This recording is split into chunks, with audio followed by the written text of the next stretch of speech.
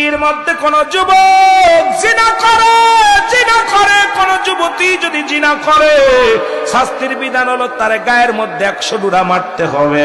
100 dura মারার কয়েকটা dura মারা পরে যদি মারা যায়, ওই মারা গেলে ওই যুবকরে গোসল করাইতে হবে, কাফন পরাইতে হবে, এরপরে তার জানাজার নামাজ পড়াইয়া তার কবর দেওয়া লাগবে।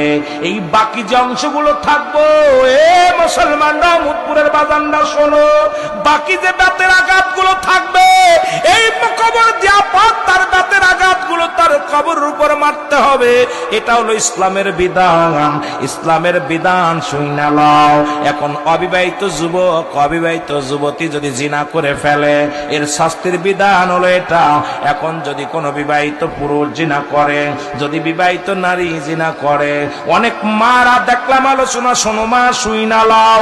স্বামী থাকতে যদি অন্য কোন পুরুষের কাছে যাও, স্বামীর আমানত নষ্ট করো, স্ত্রীর আমানত নষ্ট করো গো।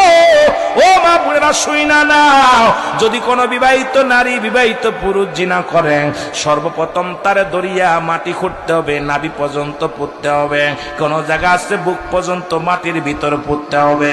এবার কঙ্কাল নিক্ষেপ করতে হবে, পাথর ছুঁড়ে মারতে হবে। যতক্ষণ পর্যন্ত মৃত্যুবরণ না করবে, ততক্ষণ পর্যন্ত মারা বন্ধ হবে না। এ রহমতপুরের বাবারা শোন, ভালো করে শোন। এখন হাতের মধ্যে জিনা, পায়ের মধ্যে জিনা, প্রতিটা ঘরের মধ্যে জিনা, জিনায় জিনায় ভরপুর হয়ে গেছে বাংলার অলিগলির মধ্যে।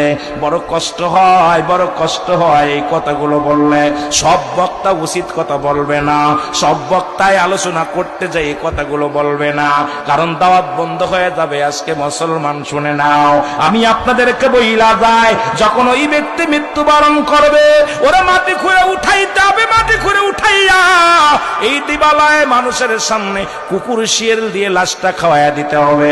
এই পৃথিবীর মধ্যে বিবাহিত যুবকের, বিবাহিত নারী বিবাহিত পুরুষের কোন জানাজার নামাজ পড়া যাবে না। পৃথিবীর মধ্যে যদি কোনো জিনাকারী যুবক যুবতী মারা যায়, যদি কোনো বিবাহিত মুসলমান শুনে নেন, বিবাহিত নারী পুরুষ যদি মারা যায়, এই জিনাকারী যুবক যদি হয়, ওর জানাজা পড়া যাবে না, কবর দেওয়া যাবে না, ওকে গোসল করানো যাবে না। পৃথিবীর মধ্যে রাস্তার মধ্যে ফেলে দিতে হবে, দিবালয় কুকুর শিয়ালদের তাদের খাওয়া দিতে হবে। এটা হলো আল্লাহর বিধান, এটা হলো ইসলামের বিধান। আজ আজকে আমার দেশে জিনা হয়, টাকার বিনিময়ে মামলা দিয়া সরাই আনি। আমার যুবকেরা জিনা করে, তার পক্ষে বাবা উকলাতি করে। আমি কই যে সন্তান জিনা করে, আদালতে যায় বল, আদালতে যায় উকিলকে বল, জজ সাহেবকে বল, আমার ছেলের রায় দাও, ফাঁসির রায় দিয়ে দাও। ওই সন্তান